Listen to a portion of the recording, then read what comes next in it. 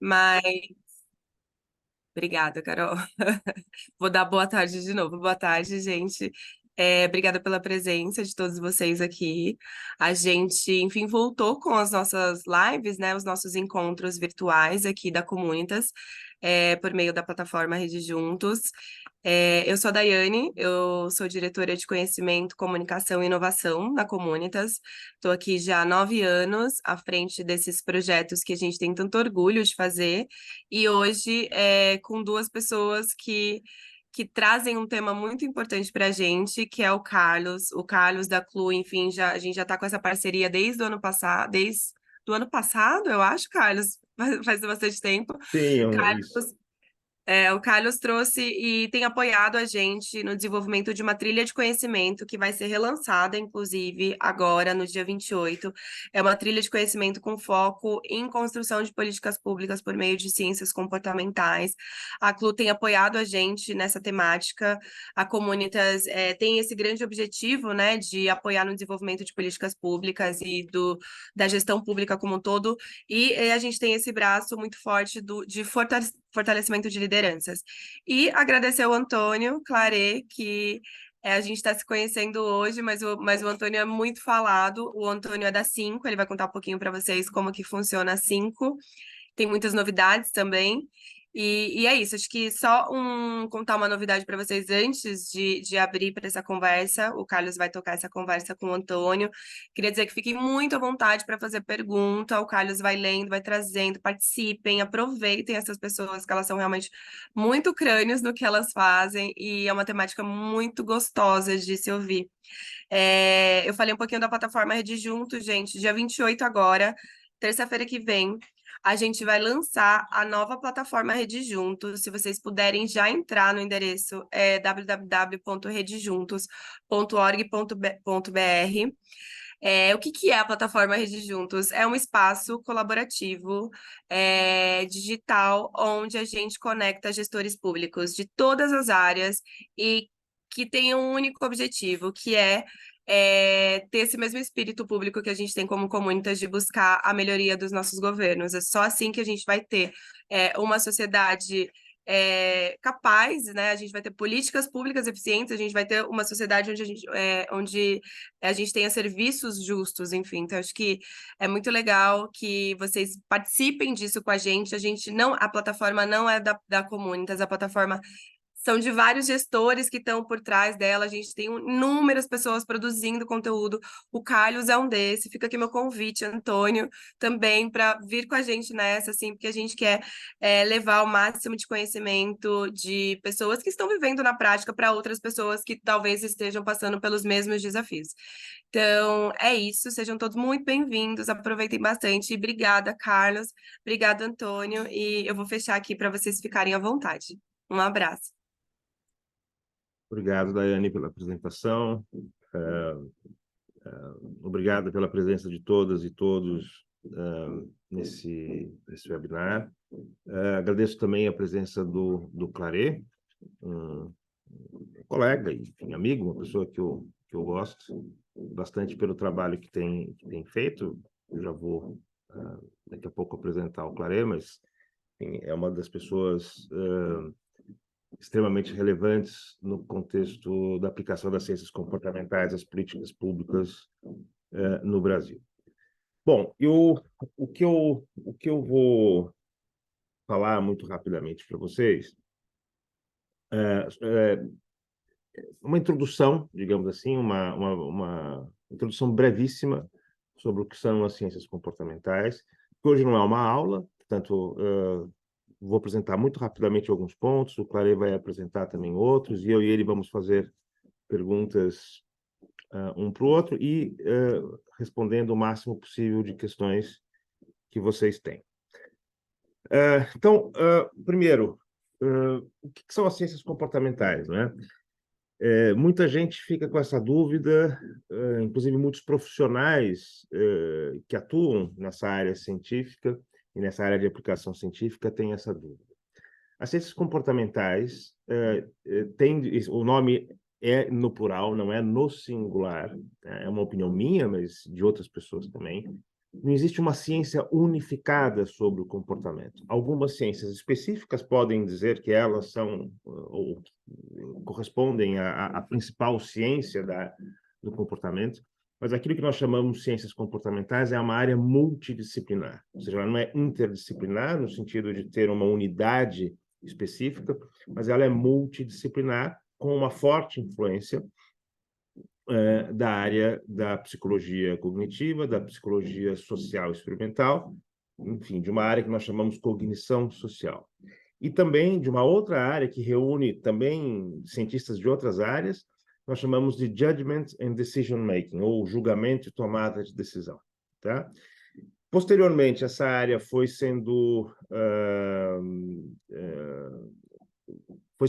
composta, digamos assim, por economistas, por sociólogos, por antropólogos, e na sua origem tinha pessoas das ciências sociais, isso lá nos anos 40, e vou deixar aqui, vou pedir para a Carol colocar no chat, por favor, dois textos que eu sugiro, são dois textos que eu escrevi sobre o que são ciências comportamentais, eu acho que vocês conseguem, com esses dois textos, ter uma ideia minimamente razoável.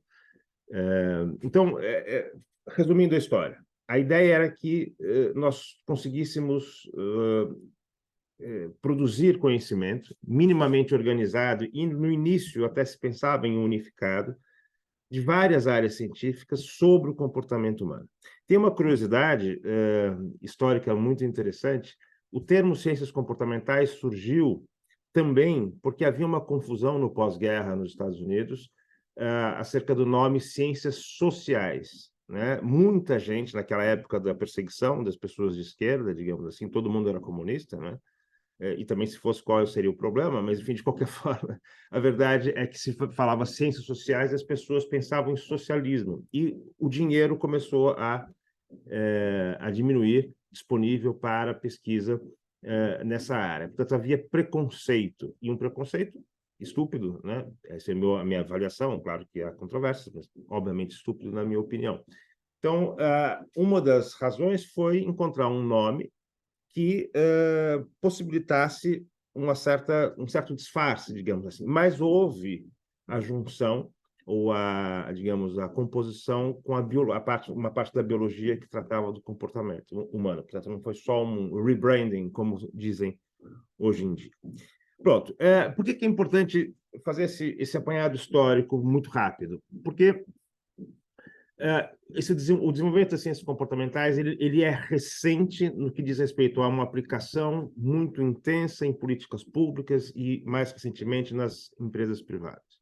Mas não é uma coisa que começou há 10 anos, não é uma coisa que começou há 15 anos. Tem uma história por trás e que ela produz uma certa mudança de paradigma com a investigação, principalmente que vem a partir dos anos 70, com Amos Tversky, o Daniel Kahneman, ou mesmo, de certa forma, mais para frente um pouco, o Gerd Gigerenzer, que é um cientista alemão, depois o Richard Thaler, que foi prêmio Nobel de Economia, assim como o Kahneman também foi. Portanto, resumindo a história, nos anos 70 para cá, essa ciência foi se tornando mais eu diria, forte no cenário científico, porque mostrava que alguns princípios, alguns pressupostos sobre o comportamento, que eram muito, muito relevantes na explicação do comportamento humano, da economia, em parte relativamente pequena da sociologia, mesmo da antropologia e da ciência política, a ciência política um pouco mais, nos anos 80, que eram os princípios de uma certa eu diria, de uma ideia de que nós conseguíamos tomar decisões com base em cálculos e que nós seríamos extremamente competentes nesses cálculos, né? Recolhendo informações sobre custos, sobre benefícios, sobre as nossas preferências e assim por diante. Nós, de certa forma, podemos dizer que existia, né, a crença numa racionalidade forte, baseada numa teoria que a gente chama de teoria da escolha racional, que basicamente dizia que nós éramos fortemente racionais e que tomávamos decisões de uma forma calculista. O que a gente percebeu é que muitas coisas influenciam esse cálculo, muitas coisas influenciam contextuais, muitas questões ligadas à cognição, à percepção, etc., faziam com que nós víssemos as informações de maneiras diferentes, os enquadramentos de formas diferentes, e tomássemos decisões baseadas em informações, em dados que eram processados na nossa cognição, de forma não necessariamente consciente. Portanto, nós não tínhamos essa consciência e dificilmente conseguiríamos corrigir eventuais erros.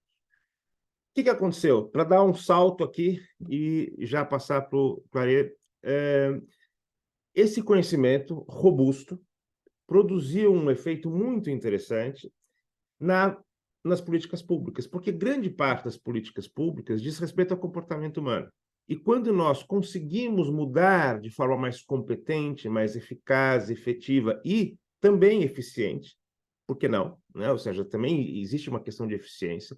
Quando nós conseguimos modificar comportamentos, utilizando as ciências comportamentais, utilizando outros pressupostos sobre o comportamento humano, nós criamos políticas públicas mais discretas, que influenciam mais e melhor comportamentos e que, e muitas vezes, são mais baratas. Mas é muito importante perceber o seguinte: elas não substituem políticas estruturais.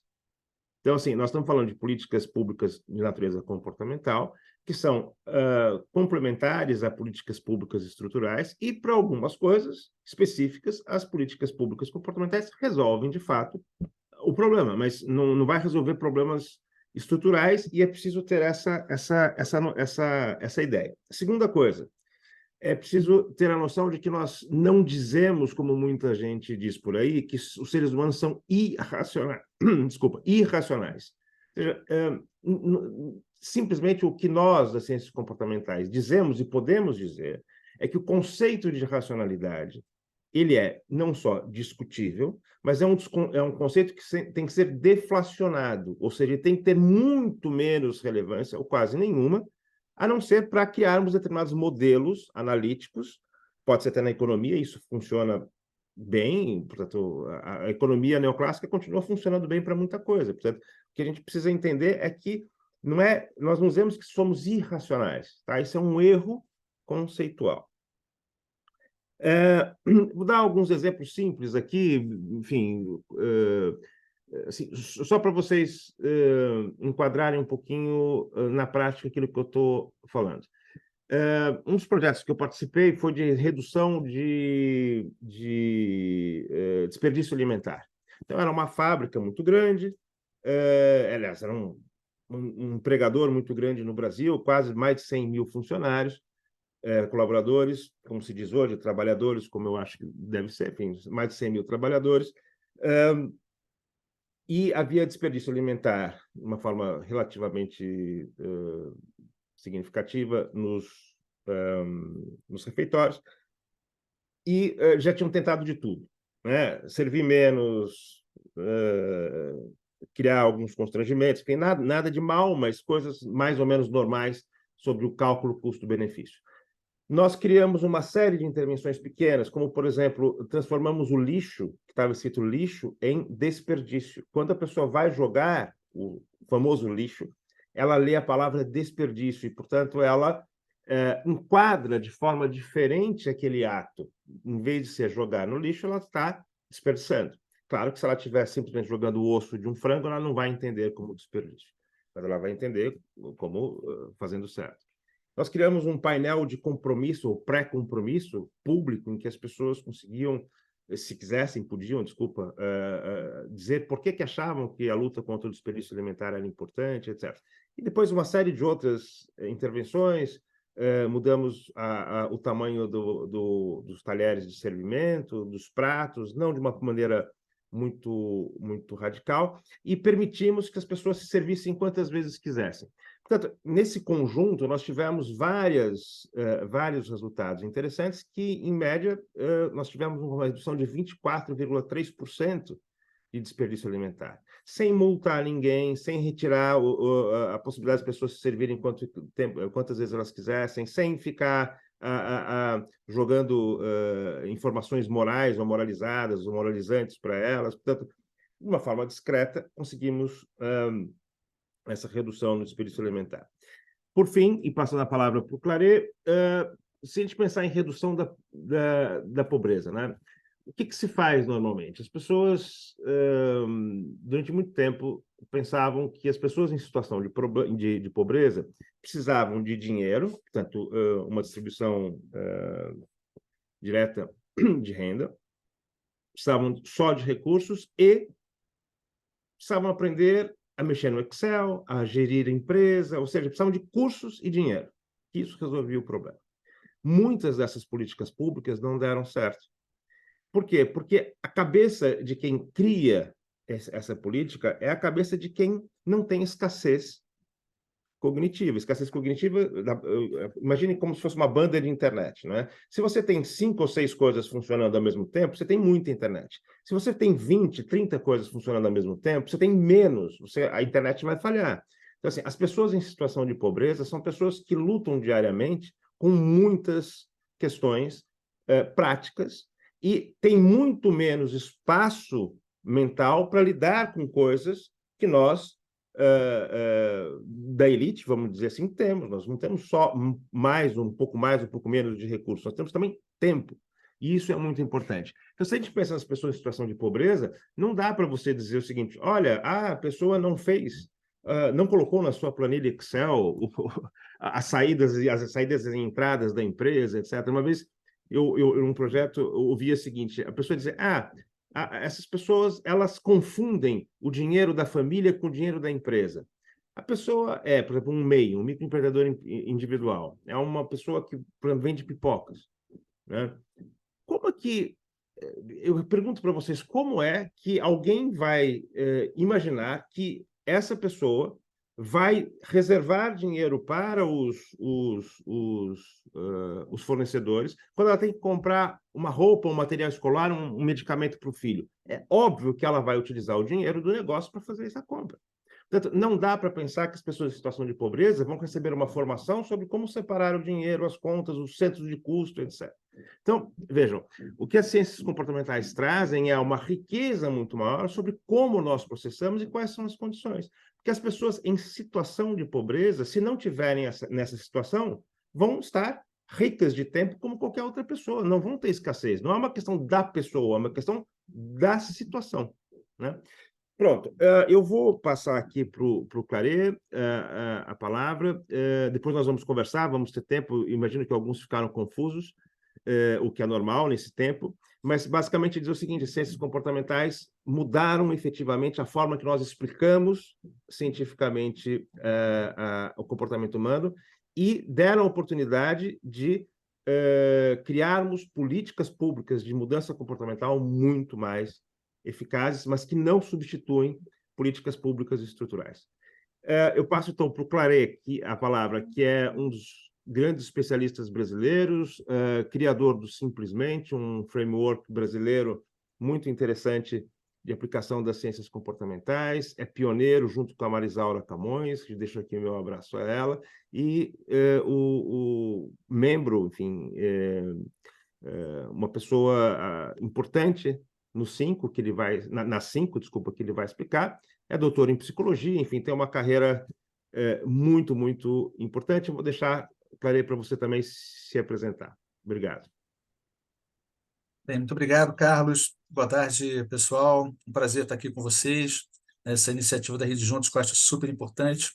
E obrigado pela oportunidade de apresentar um pouco o trabalho que a gente tem feito lá na 5, eu vou falar um pouquinho dela, mas é uma área que foi recentemente criada no Ministério da Gestão da Inovação em Serviços Públicos, e a gente considera, né, a primeira unidade de ciências comportamentais no governo federal.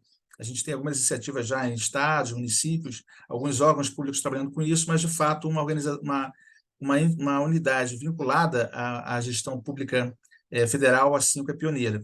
Eu preparei uma apresentação aqui. Quando a gente tem pouco tempo, a gente tem que se organizar para não passar demais do tempo, né? Então, peço licença para vocês para fazer uma apresentação aqui rapidinho, antes da gente voltar a conversar. Mas o que eu queria trazer para vocês aqui, o Carlos adiantou vários dos pontos, né?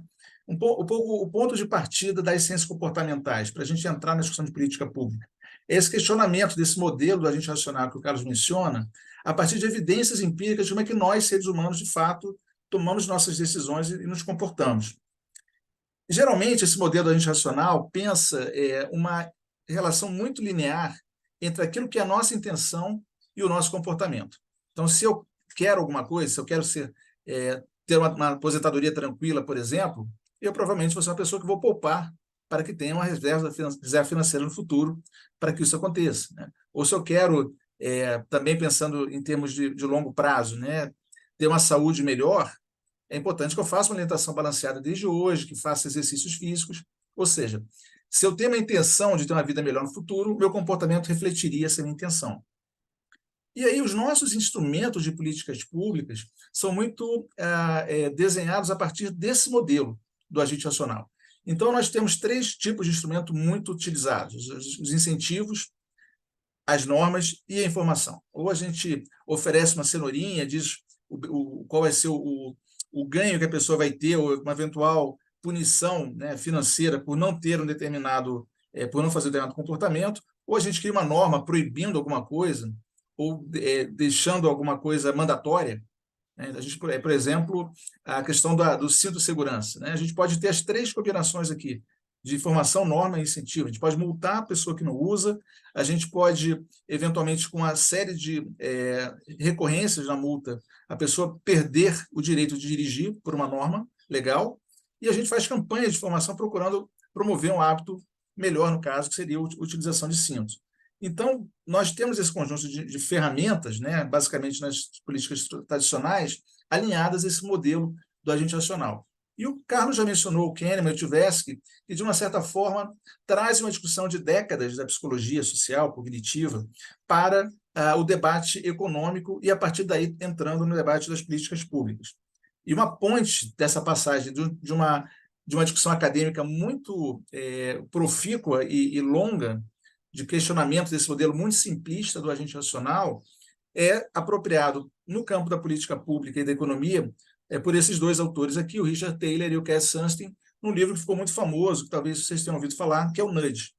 E o Nudge, ele tem uma passagem lá muito interessante, que ele fala de duas espécies, basicamente. A espécie dos econs, que são basicamente os habitantes dos livros de economia, e os humanos, que são pessoas como nós, que muitas vezes não têm essa capacidade de autocontrole do Gandhi, a capacidade de processamento plena da informação, como um computador, né, da IBM, nem a memória, né, que a gente pode ter no Google, né? Então, nós não somos Albert Einstein, nós não somos Gandhi, mas também nós não somos irracionais. Acho muito importante essa ressalva que o Carlos faz, porque, às vezes, uma parte da discussão no campo da ciência comportamental ressalta demais o aspecto da irracionalidade.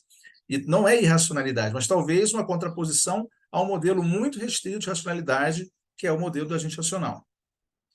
Então, por que às vezes nós pensamos em pessoas que não se comportam como o modelo preveria, o modelo do agente racional, né? Por que pessoas, depois de ficar meses, às vezes, esperando uma consulta especializada, acabam faltando a uma consulta do SUS? Por que pessoas preocupadas com a questão do meio ambiente, a reutilização de recursos, não faz a separação correta do lixo? Por que as pessoas deixam de, muitas vezes, receber benefícios a que elas teriam direitos por simplesmente não fazer a aplicação a determinada um direito que elas teriam, né? E muitas vezes elas falham em conseguir fazer isso? Ou até mesmo, né, os exames periódicos. Eu coloco isso aqui na minha conta para ver se eu uso isso como uma formação de compromisso minha, pública, de fazer os meus exames periódicos. Final do ano chegando, eu não fiz ainda, eu acho que é importante fazer, a minha intenção é fazer, mas o meu comportamento ainda não refletiu essa minha intenção. Então, alguns exemplos, né, de como é que nós muitas vezes não alinhamos a nossa intenção ao nosso comportamento. Isso porque existe um gap aí entre a intenção e a nossa ação, e aqui tem todo o espaço que as ciências comportamentais podem nos ajudar a entender por que isso acontece. A gente não vai ter muito tempo para falar disso agora, talvez um pouco mais na nossa conversa, mas eu queria só ressaltar o seguinte: quando a gente fala em aplicação de ciências comportamentais, um termo muito utilizado é o de insights comportamentais. E tem um autor que eu gosto muito, que é o Michael Houseworth, que ele usa como se fosse um tripé para definir o que é um insight comportamental. Primeira coisa é que a gente parte de evidências. que a literatura, o que a experiência internacional me fala, né, em relação a um determinado tema. Um segundo ponto desse tripé é a aplicação prática a um foco, né, com um foco em política pública. Que tipo de problema ou questão de política pública a gente pretende resolver? E, por outro, um terceiro ponto seria uma avaliação robusta do que é essa evidência que nos levou a abordar um problema de política pública de uma certa maneira e propor uma determinada intervenção, gerou como resultado. O que eu aprendo avaliando essa minha experiência, que pode até mesmo realimentar essa base de evidências. E essa discussão de ciências comportamentais em política pública, a gente vê que tem ganho bastante espaço na agenda internacional. Esse é um mapeamento recente da OCDE, que mostra a difusão dessa agenda em vários países, né? O Brasil entrou um pouco tardiamente nisso, os pioneiros aí estão nos países da OCDE, basicamente países de língua inglesa. O primeiro deles foi lá no Reino Unido, né? O icônico BIT, mas aos poucos essa agenda vai se eliminando. E o Carlos falou também no Simplesmente, que foi uma ferramenta que eu desenvolvi lá na ENAP. Eu deixo uma referência aqui para essa parte inicial da nossa conversa, em que eu descrevo um pouco, junto com dois colegas meus lá na época da ENAP, como é que a gente pensa essa utilização de ciências comportamentais em políticas públicas. Tá? Esse é o link que está disponível lá no repositório da ENAP, é só vocês entrarem aqui.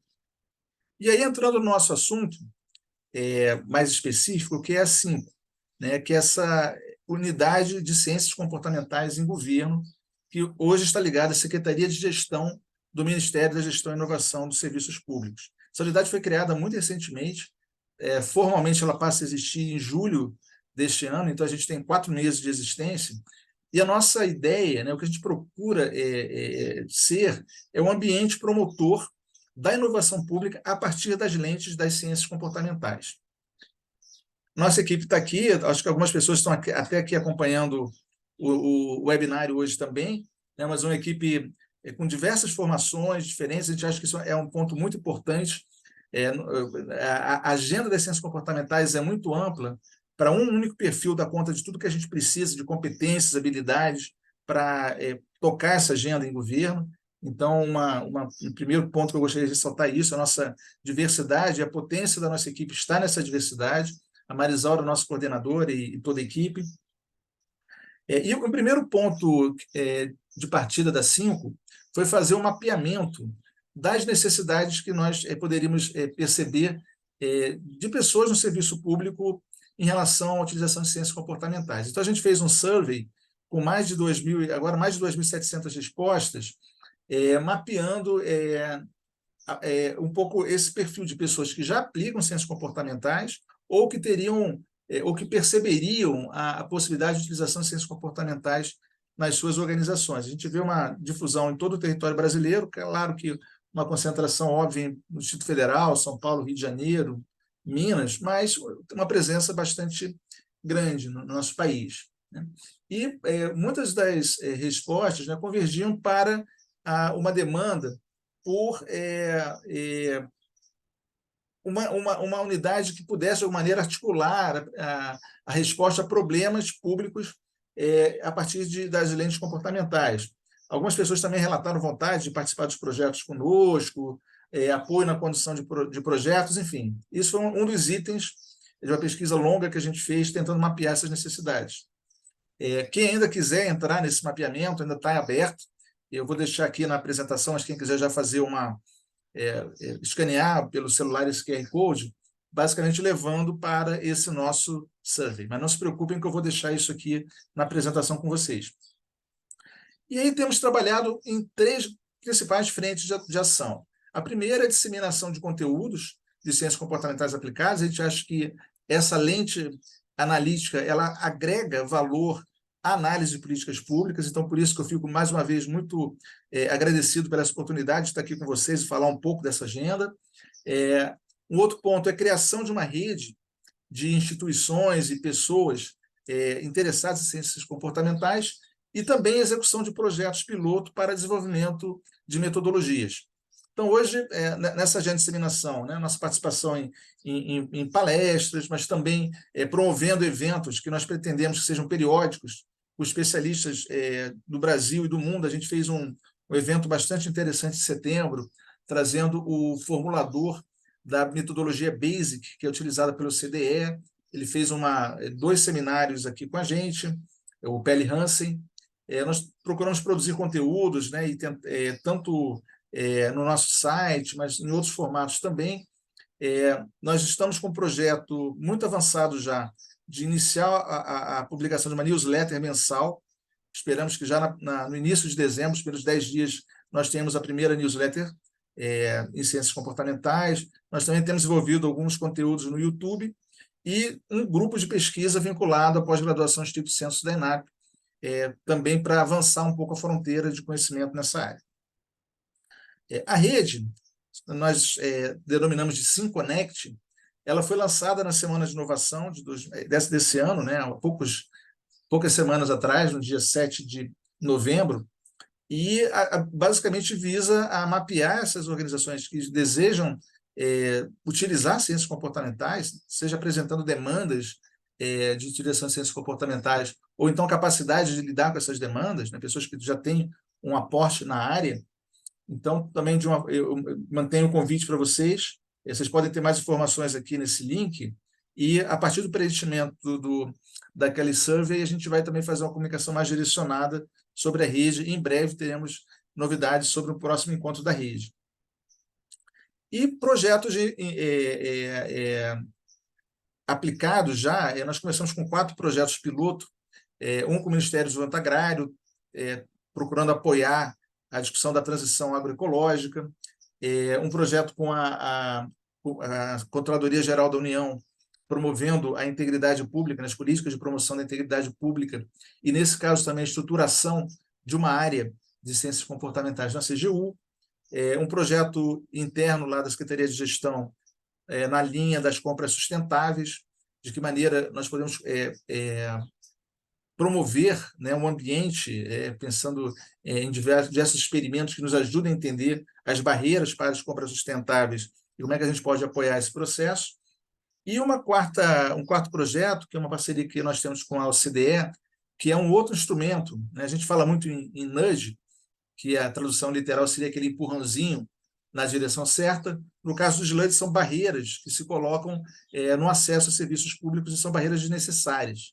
Então, existe essa metodologia de auditoria anti-sludge, que tem sido desenvolvida, e no âmbito do CDE nós temos um grupo de trabalho envolvido nessa questão, e aí usamos o caso da recuperação do acesso à conta GovBR, numa parceria com a Secretaria de Governo Digital do Ministério, para entender um pouco melhor essa metodologia que tem sido desenvolvida no âmbito da OCDE e como é que a gente pode depois incorporar isso no Brasil.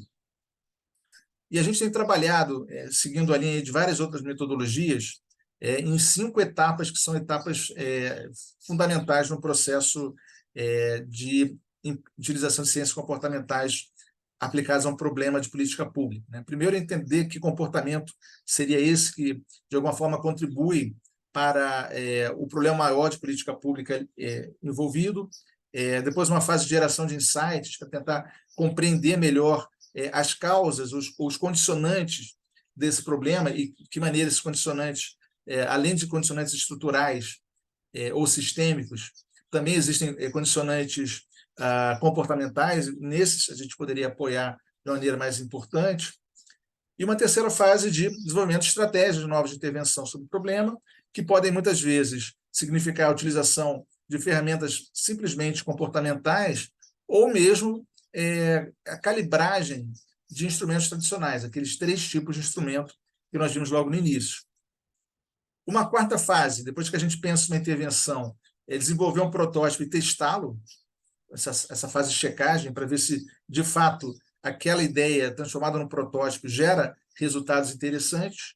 E, num momento final, o desafio é pensar como orquestrar a mudança em grande escala, como levar aquilo que nós aprendemos com os nossos experimentos e com as checagens que nós fizemos de protótipos para a escala de política pública.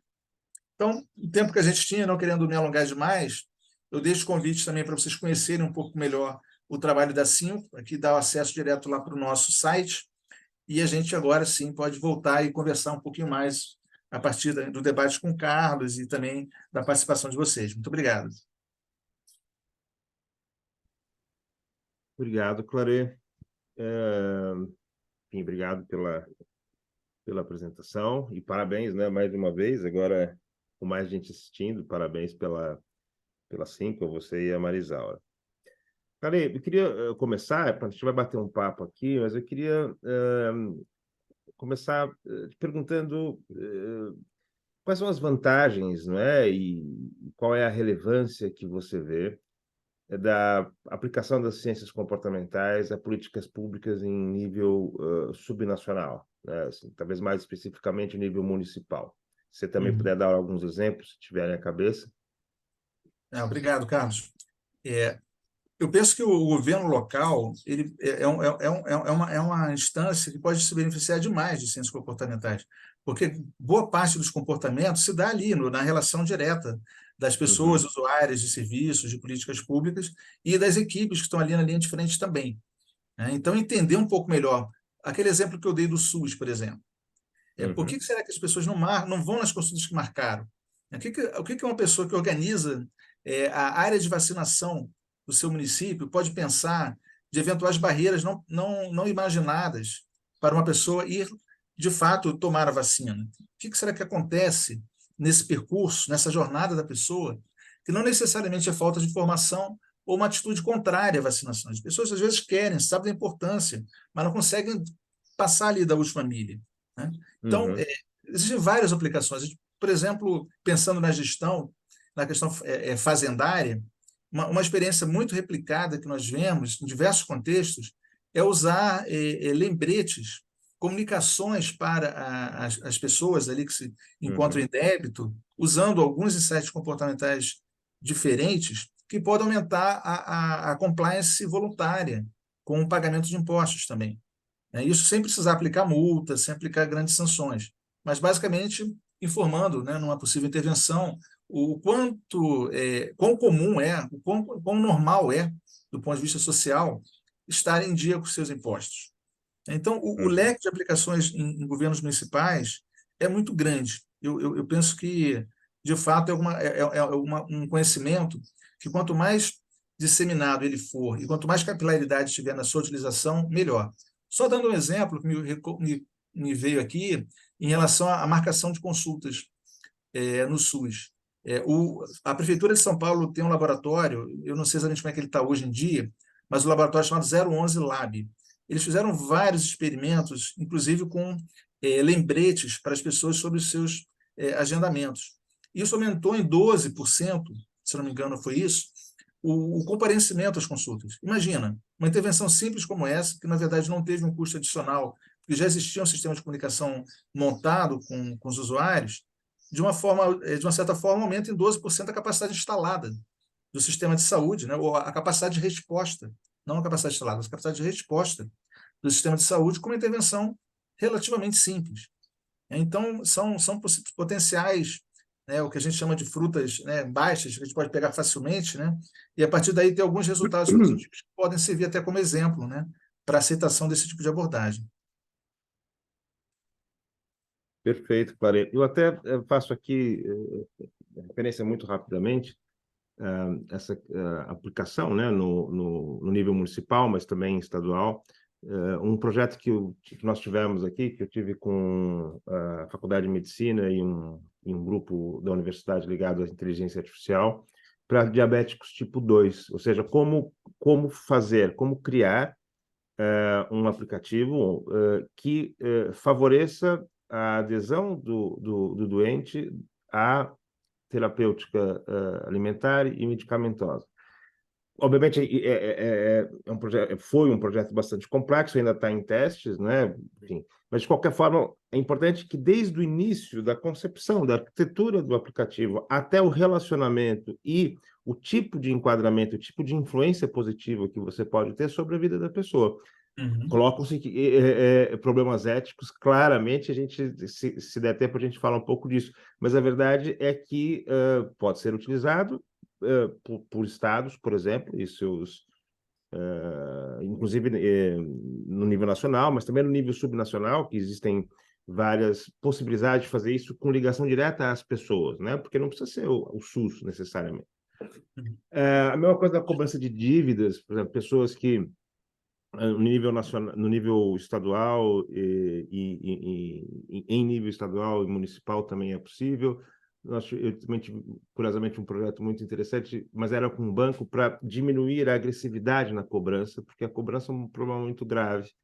Infelizmente, ainda muitas instituições veem o devedor como uma pessoa com problema de caráter, o que é errado, é um problema, isso não pode acontecer, né? Então, nós conseguimos diminuir a agressividade, fazer com que existisse muito mais empatia, vamos dizer assim, e tivemos uma taxa de sucesso, portanto, aumentou, eu já não me lembro mais, já faz bastante tempo, mas acho que foram 5 pontos percentuais, que não é irrelevante, né? Acho que era 2,1%, mas 5 pontos percentuais já era bastante coisa. E o Brasil tem um exemplo muito interessante de uma empresa chamada Mova, que tem um trabalho e um pesquisador, enfim, que é o Guilherme Bichan, que trabalha na educação, e vale a pena vocês verem a diminuição da evasão e uma porção de coisas. Portanto, tem oportunidade de utilização das ciências comportamentais em nível subnacional, e no Brasil é que as pessoas não fazem ideia, mas eu moro em Portugal há quase 20 anos, sou brasileiro e você é para o Brasil, mas aqui é só um país, não é? Ou seja, não tem esses níveis como nós temos, essa complexidade de organização.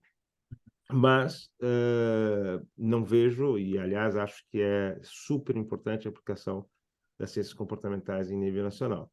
O Clary Carlos, queria dizer alguma coisa, porque eu queria também te fazer sim, outra pergunta. Diz. se você me permite, é que você tocou dois Ah, pontos muito interessantes aí.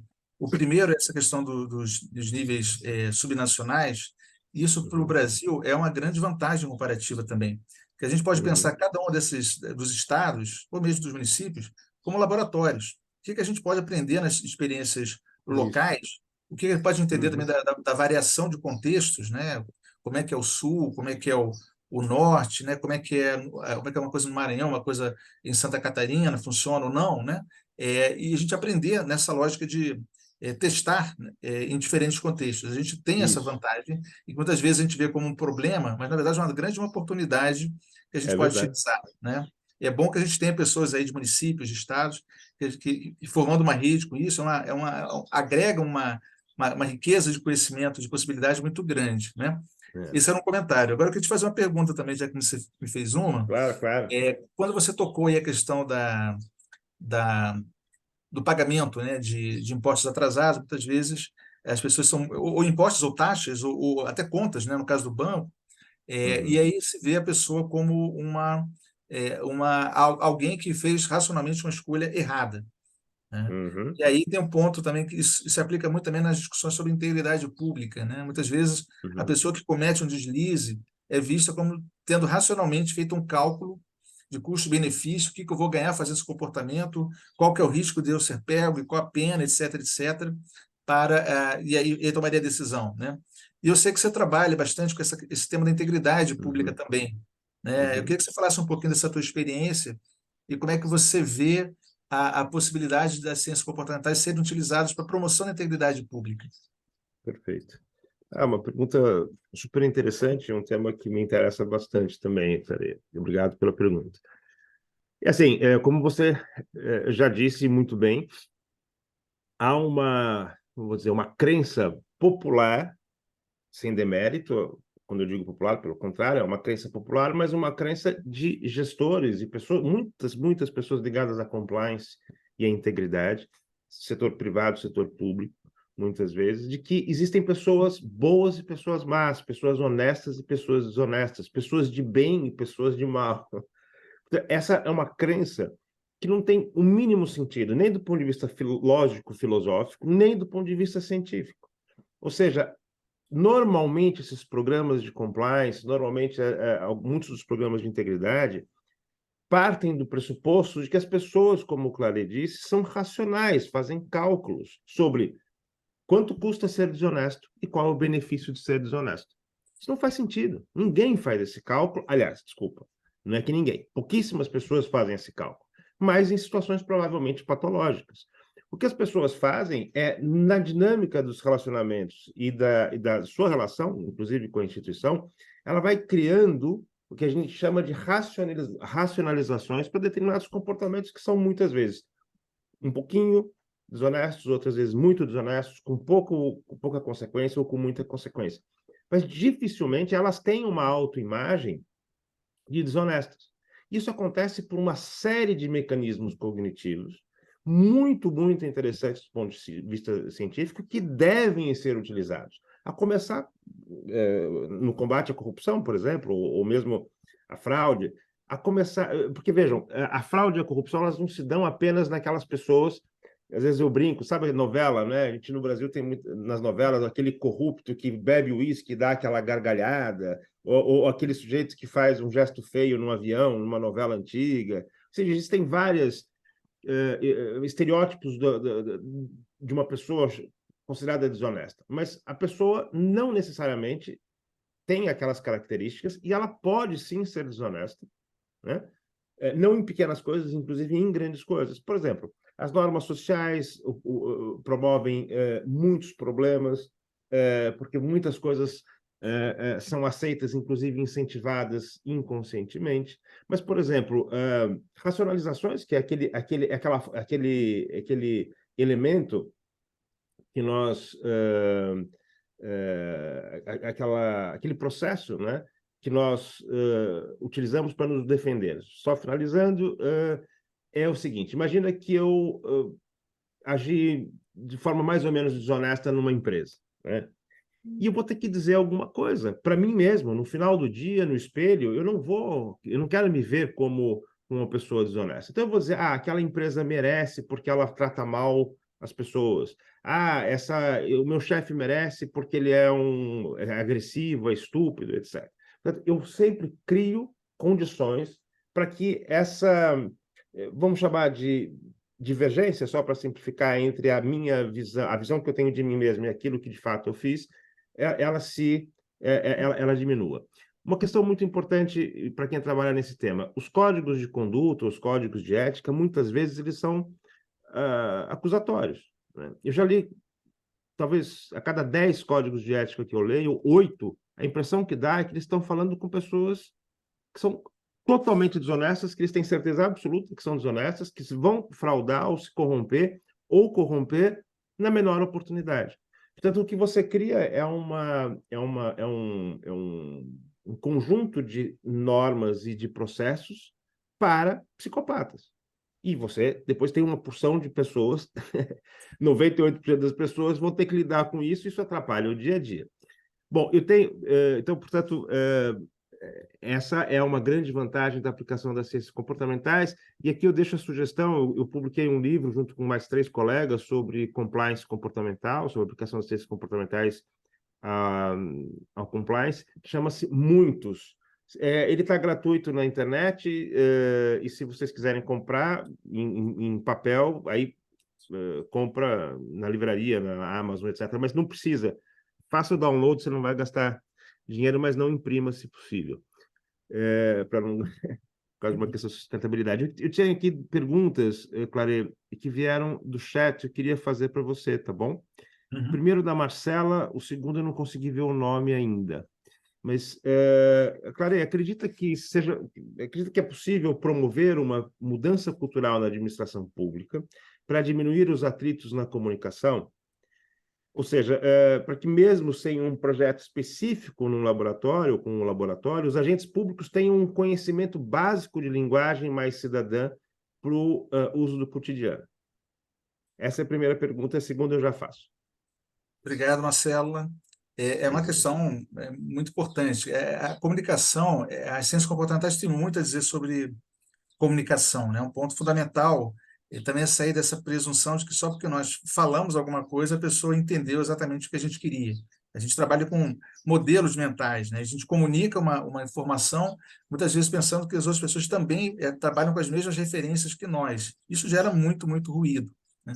No caso de comunicação pública, né, dentro das organizações públicas, se eu peguei a tua questão um pouco nessa linha, né, de como fazer as pessoas nos órgãos públicos de uma maneira a adotarem um modelo mais cidadão de linguagem. Acho que o primeiro ponto seria esse, e passa-se para uma mudança cultural, de imaginar quem é o nosso público, quem são as pessoas que interagem com as nossas políticas, de que maneira eu estou informando a elas a existência de um determinado serviço ou até de uma obrigação, como, por exemplo, o pagamento de uma taxa ou a importância de cumprir com algumas regras de saúde pública, como, por exemplo, vacinar crianças, né, dentro do calendário e coisas do tipo. Então, é muito importante que haja essa visão de que nós precisamos nos colocar um pouco de uma maneira empática no lugar de quem está do outro lado do processo de comunicação. Será que eu estou me comunicando bem? E aí tem toda uma linha de abordagens, né, de técnicas, né? Quando a gente fala, por exemplo, de linguagem simples, tem um movimento grande em relação a isso. Será que eu preciso ser tão burocrático nas minhas comunicações? Será que eu não posso ir mais diretamente ao ponto, naquilo que é relevante para a pessoa? Né? E tentando incorporar algumas das coisas que a gente sabe de como é que as pessoas processam informação, de como é que a atenção delas é limitada, né? O timing da comunicação, será que é o mais adequado? Aquilo que o Carlos falou de escassez, por exemplo. Né? Quando a pessoa está ali tentando matar o leão daquele dia para sobreviver mais um dia, será que é o momento de você trazer para ela uma oportunidade de mais longo prazo? Será que ela vai conseguir processar isso? Ela vai ter banda mental para processar isso? Então, é algo que não é simples, não é só virar uma chave, né? Mas a gente pode sim procurar formas de fomentar práticas que, de uma certa forma, vão mudando cultura, né? Vão trazendo outros exemplos, as pessoas começam a olhar em volta, ver que as pessoas estão mudando, já não estão mais usando aquele juridiquês na hora de publicar uma norma que vai ser lida pelas pessoas normais, né? Ou aquele ar acusatório na hora de cobrar uma multa. Aos poucos, isso sim vai mostrando, vai mudando cultura. As pessoas veem que aquilo ali pode não ser considerado tão extravagante assim. Será que a Receita Federal tem que ser sempre aquela cara do leão ameaçador, né? Rosnando para a pessoa lá que não pagou a conta dela, ou na hora ainda, né, de fazer a sua declaração anual? Então, aos poucos, isso vai mudando um pouco, né? E passa muito por mudança de modelo mental, né? Uhum. Cultura, a gente não existe uma chave para mudar a cultura, mas existem várias práticas de dia a dia, vários exemplos, várias pequenas intervenções que, no final das contas, acabam gerando a possibilidade de um ponto de um turning point, né? Um ponto de virada, né? Muitas vezes, da Uhum. maneira como a gente trabalha determinados temas. Complementando, Clareia, a sua resposta, muito rapidamente, só fazendo, aliás, um comentário. Eu trabalhei há um tempo com uma prefeitura grande aí do Brasil, nas cartas de serviço. O que eu vi foi muita gente muito interessante trabalhando, escrevendo as cartas de serviço, tentando fazer o melhor possível, ou seja, com uma mentalidade super boa, mas tinha um problema. A lei dizia, ou seja, o decreto, enfim, já não me lembro qual era, a norma dizia que tinha que ter tais e tais e tais características, o que impossibilitava fazer muito melhor do que aquilo que estava sendo feito. Então, assim, eu apelo a vocês todos que estão aqui, que são da área do setor público, facilitem a experimentação, criem condições institucionais para que sejam feitos experimentos, porque a gente teste modelos novos. Não faz sentido ter um modelo de carta definido para ser difícil. O problema é que depois as pessoas, ou seja, isso não está no nível de quem está fazendo, está lá no campo, digamos, se comunicando com a pessoa ou criando a comunicação. Está lá atrás, né? Então, pensem, abram a cabeça de outras pessoas para que tornem tudo muito menos engessado, para que os experimentos possam ser feitos. Claro que em questões críticas e em que envolvem pessoas em situações mais complicadas, tudo bem, a estruturação tem que ser diferente, sem nenhuma questão. Eu queria, Antônio, Clare, tem uma pergunta aqui, duas perguntas para nós dois, aliás, tem mais, eu estou indo meio pela ordem. Uma pessoa, o Carlos Freitas diz assim: boa tarde, falo aqui de Lisboa e gostaria de saber, na vossa opinião, quais os passos mais importantes a tomar de forma a fazer ver aos governantes a importância das ciências comportamentais na gestão do bem público. Sabemos que existe uma visão politizada dos conceitos mais inovadores, como contrariar esse viés, etc. Eu vou falar rápido e vou passar para o Clare, porque o Clare tem uma experiência no governo. Do ponto de vista de quem está fora de governo, mas trabalha com governos, é o seguinte: eu provavelmente eu fui cofundador, penso que do primeiro laboratório acadêmico em língua portuguesa aqui no Porto, ligado a ciências comportamentais aplicadas, na verdade era economia comportamental. E desde lá, desde 2011, 12 que eu comecei, depois 2013 que o laboratório foi criado. Eu fiz palestras, falei com pessoas, fui a reuniões. A cada 95% não deram projetos, mas o que eu fiz? Naquele momento, o que eu fiz? Comecei a falar com as pessoas, tentar convencê-las. Não dá. A experiência que eu tive foi, durante talvez 7 anos, não, desculpa, 5, 6 anos, tive muita dificuldade. As pessoas adoravam a ideia, mas olhavam para o risco, que não tem menos risco do que fazer política pública sem testar. Isso que é estranho. Mas as pessoas... Um detalhe. Quando você falar experimento, explica que é um experimento científico, senão a pessoa vai achar que você vai fazer uma experiência do tipo, deixa eu pensar aqui, uma coisinha ali, faço aqui uma experimentação. Não é isso. Explicar o que é. Mas já melhorou muito, Carlos.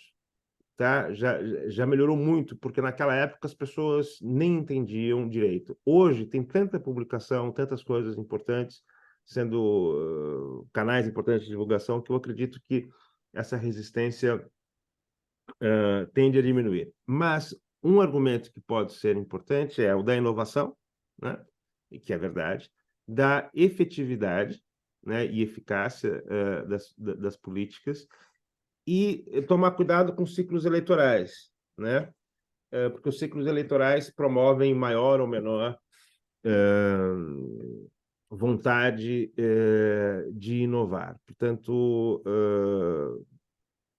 eu não sei se vai dar tempo, mas assim, essa questão que você falou de uma visão mais politizada, a utilização das ciências comportamentais, elas não são de esquerda nem de direita. Isso que é importante vocês ficarem sabendo, tá? Não é nem de esquerda nem de direita. Agora, implica necessariamente, e isso não é necessariamente muito de esquerda, implica assumir que o papel tem, que o Estado tem um papel relevante e que as intervenções se dão, boa parte delas se dão através, que é o Estado que faz, através dos governos. Portanto,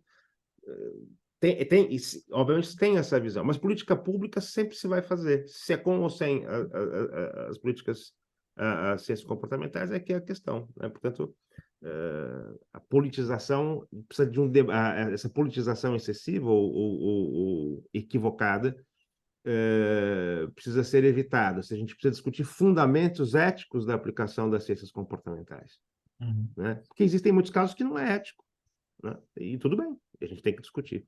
Clare, estou curioso para saber a tua opinião também.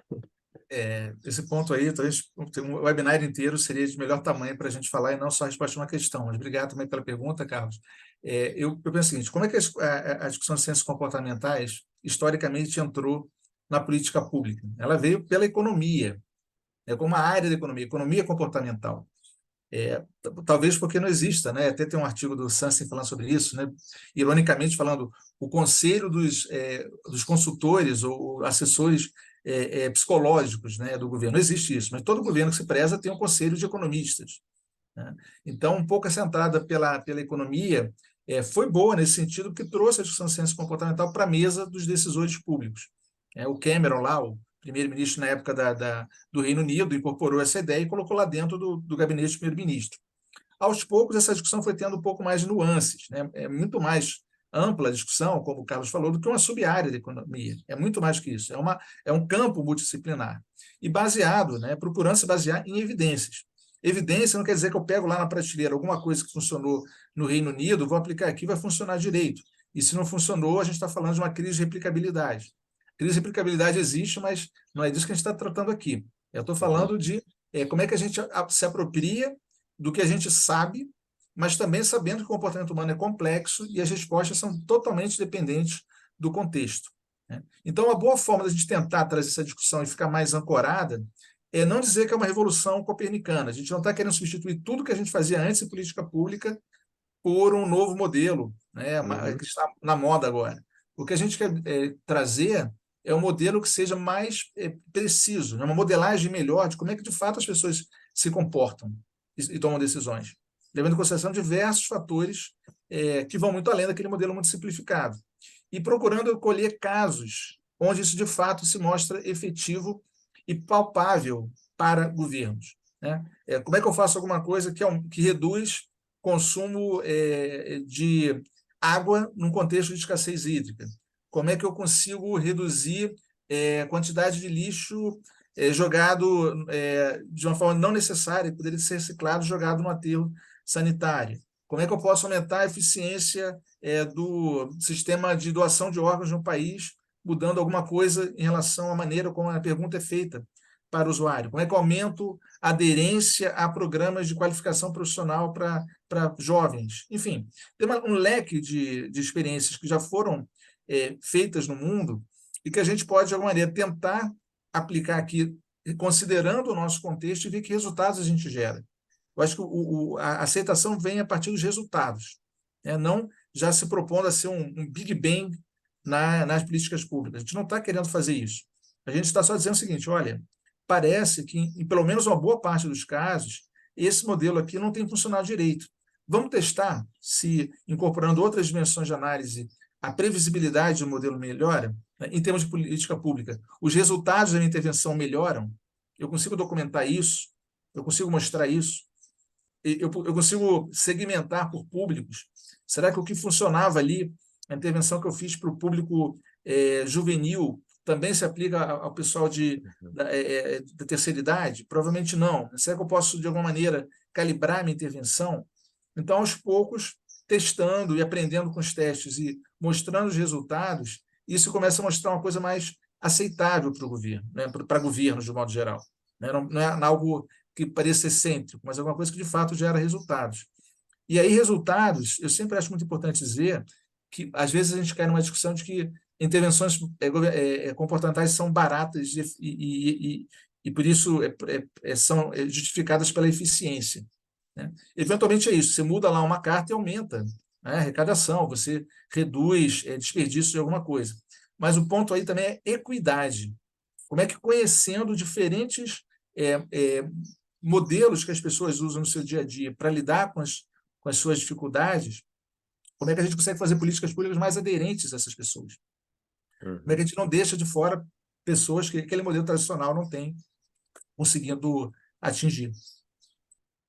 Perfeito, Cláudio, é ótimo. Esse ponto da equidade é muito importante, porque muitas vezes muitos autores que nós conhecemos e pessoas o próprio, não lembro se o Santos tem, mas enfim, eu já vi muito essa questão, são políticas baratas.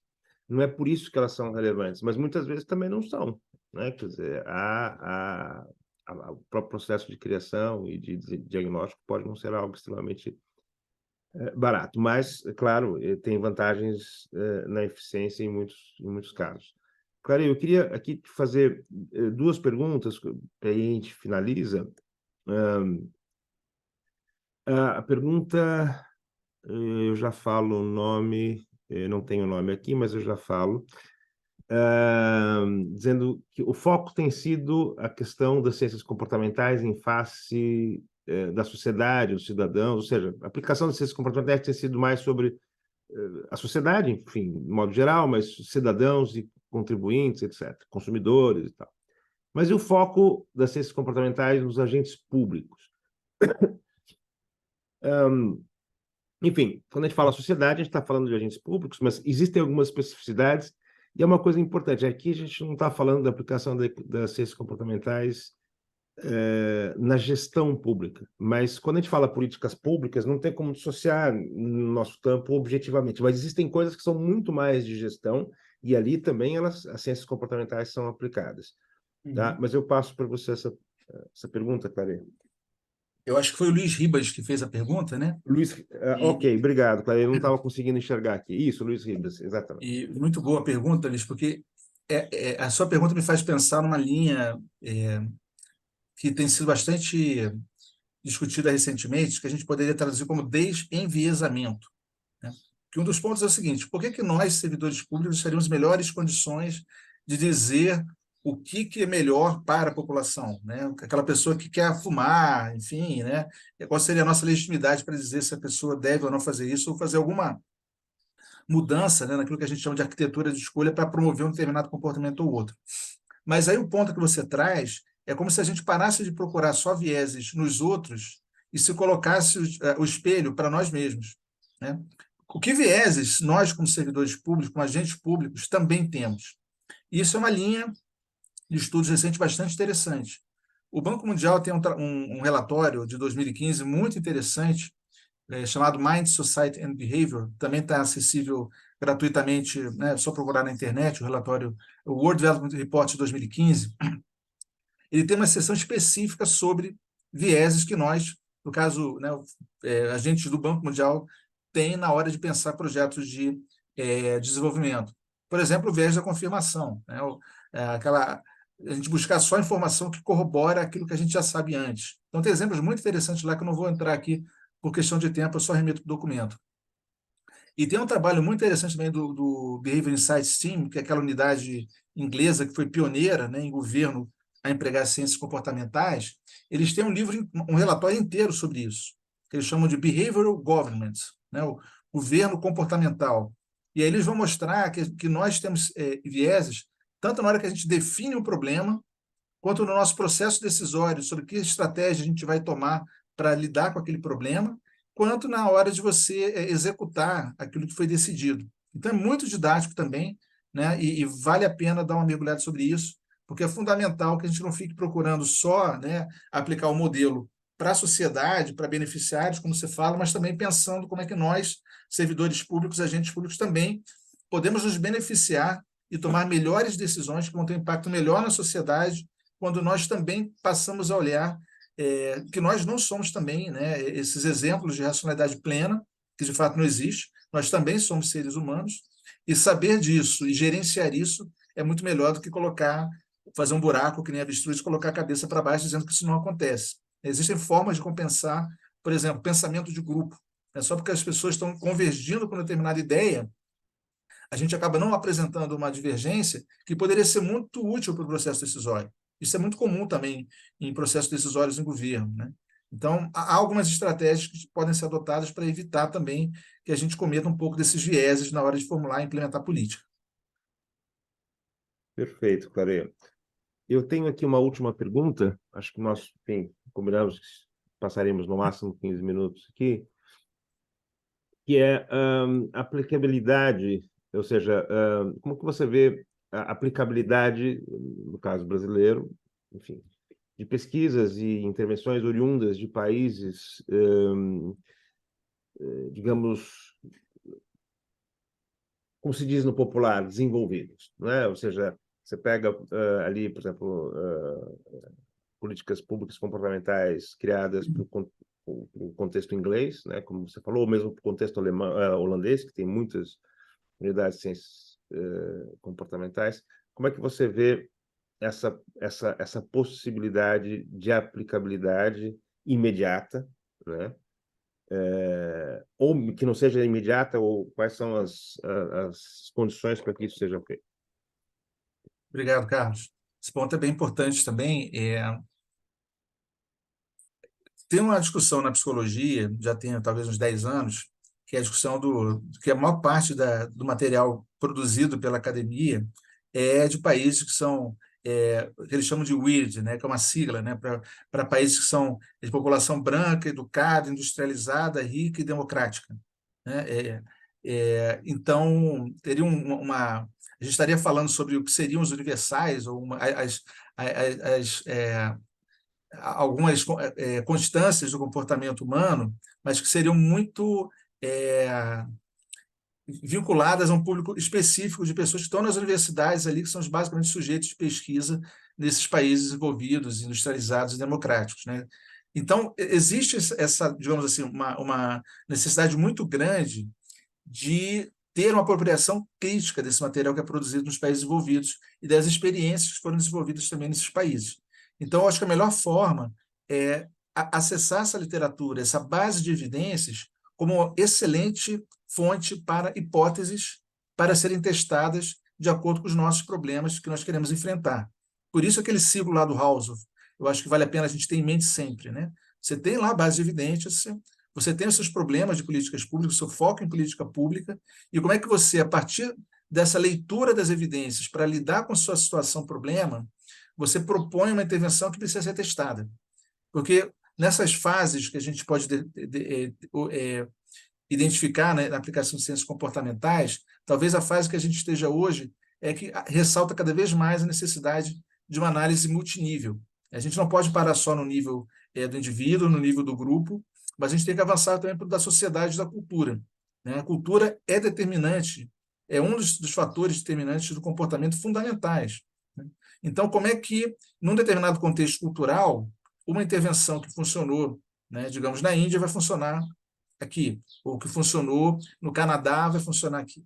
Então, são boas hipóteses, né? A gente tem ali algumas inspirações interessantes para o que a gente pode fazer, né? Aumenta o nosso leque possível de ideias para entender um problema, para pensar uma solução, mas sempre pensando de uma maneira crítica e testada aqui no nosso contexto. Perfeito, Clarei. Só complementando ou adicionando uma questão, é por isso que é muito importante que nós tenhamos pesquisa e a criação de intervenções que depois elas sejam reportadas.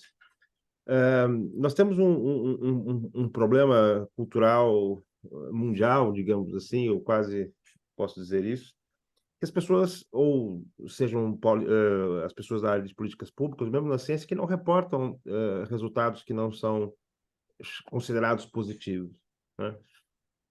É muito normal você ter um resultado, desculpa, criar uma intervenção, eu diria que mais de 50% das vezes o resultado não é aquele que você esperava em termos de magnitude ou em termos de tamanho, digamos assim.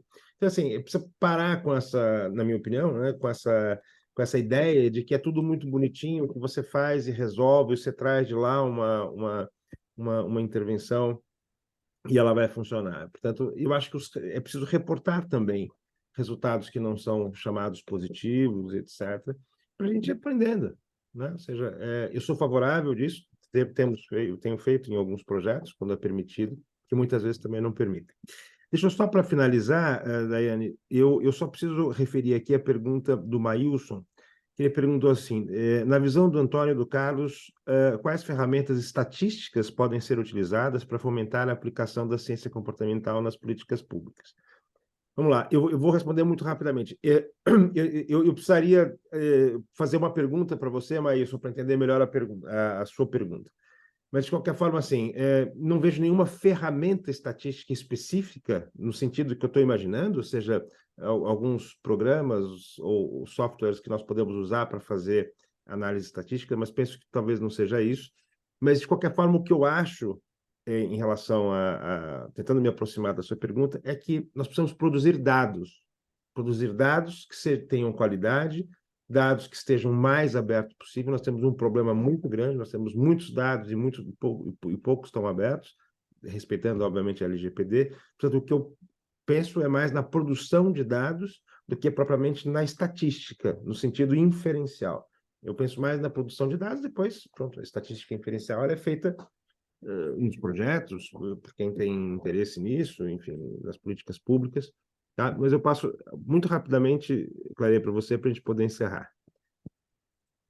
Acho que é isso. A questão da ferramenta estatística vai ser um momento talvez posterior, né? Na hora que você vai, de fato, pensar uma intervenção, de que maneira você vai utilizar métodos científicos para testar uma hipótese que seja significativa do ponto de vista estatístico e não seja apenas uma correlação. Quando a gente procura atribuir algum tipo de causalidade para uma determinada, o impacto de uma intervenção. Então, acho que existem várias, acho que não seria o ponto de entrar muito nesse detalhe, mas existem várias ferramentas que nos ajudam a fazer esse tipo de análise dos dados. E eu concordo com o Carlos, que o ponto principal aí no primeiro momento é ter dados, né? É conseguir organizar as nossas intervenções de maneiras que a gente consiga registrar o que foi feito, depois testar, né, o que a gente tinha como hipótese, se de fato funcionou ou não. E, só reforçando outro ponto que o Carlos tocou também, mesmo que não dê certo, é fundamental que a gente registre, porque uma hipótese não confirmada agrega tanto valor ou mais valor ao que a gente sabe do que uma hipótese confirmada. A gente tem um viés de publicação de só publicar aquilo que de fato parece que funcionou, mas é importante que o que não funciona também seja registrado.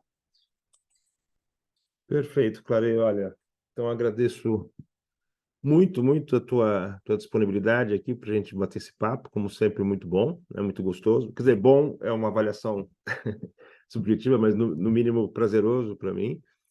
Agradecer a Daiane e a Caroline Cota da Rede Juntos, enfim, da Comunitas, e agradecer também ao Caio Cruz, que que tem ajudado a organizar esses conteúdos também, tá? E agradecer a quem participou, a quem fez perguntas, a quem não fez, a quem assistiu. Nós tivemos muita gente que ficou bastante tempo, ou seja, nós tivemos aqui um grupo grande que ficou todo o tempo. Agradeço também aqueles que tiveram que sair antes e aqueles que ficaram até o final. Daiane, você quer, por favor, encerrar? Obrigada, gente. Obrigada. Eu tô aqui super prestando atenção. Foi ótimo, porque a gente sabe quando a conversa é boa, que a gente realmente não faz outra coisa, fica aqui. Realmente foi muito bom. Eu concordo contigo, Carlos, foi muito gostoso. Obrigada, Antônio. Prazer. Obrigada, Carlos. E queria aproveitar e fazer uns convites aqui. Acho que a Carol mandou aqui no grupo, mas é, tem bastante pergunta e eu acho que é legal se vocês puderem entrar no grupo do WhatsApp. O Carlos também tá ali, o Antônio, se quiser, eu acho que é legal a gente movimentar isso e responder essas dúvidas que aparecem no dia a dia. Eu também acho que é isso, né? Vocês provocaram muita coisa. E agora, como que eu começo? O que que eu faço? Eu preciso contratar quem para levar isso para o meu governo? Eu acho que o Carlos fez um trabalho incrível de criar essa trilha de conhecimento para a construção de fato e implementação em políticas públicas, que é uma trilha intermediária. Então, acho que se vocês quiserem se inscrever para essa trilha que vai abrir agora no dia 28, também fiquem super à vontade. E também convidar todos que participaram. Essa rede aqui, ela é uma rede para falar de governo e todos os temas são muito bem-vindos. Então, deem sugestão para a gente. Gente, agora a gente quer aprofundar sobre um novo tema, a gente quer ouvir um pouquinho mais sobre um ponto que o Clare trouxe. Traga isso para a gente, a plataforma vem muito nesse sentido e eu espero de verdade que tenha sido muito construtivo esse papo entre todos nós aqui, porque eu achei muito bom. E muito obrigada, gente. Desculpa pelo esse atrasozinho nosso. Isso depois vai ficar gravado na nossa plataforma, grupo do WhatsApp e nos materiais da Comunitas também. Um Se eu pudesse só abraço. também agradecer a todo mundo aí pela excelente interação, achei que foram ótimas as perguntas e foi muito, muito para mim, Uhum. muito bom também estar aqui. E só queria reiterar o convite para vocês ficarem atentos ao trabalho lá da Cinco e a rede Synconnect, que eu acho que vai ser muito interessante a gente fazer essa sinergia das redes. A gente está todo mundo trabalhando no mesmo sentido, né? Aprimorar as entregas do serviço público, aprimorar a política pública, e é muito bom ver tanta gente aqui que vocês conseguem articular na rede juntos, tá bom? E obrigado pelo pessoal da equipe também, nosso que estava aqui participando e pode ajudar nessa articulação das redes também, tá bom? Obrigada, gente. Boa tarde, viu? Um abraço. Tchau, Um tchau. abraço. Tchau.